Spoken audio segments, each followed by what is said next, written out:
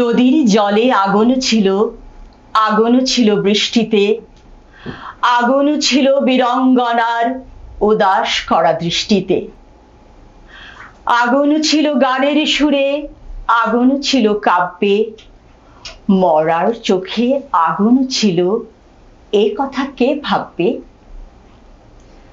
কুকুর বেড়াল থাবা হাঁকায়, ফোসে সাপের ফনা, শিং কই মাছ রুখে দাঁড়ায় জলে বালির কণা।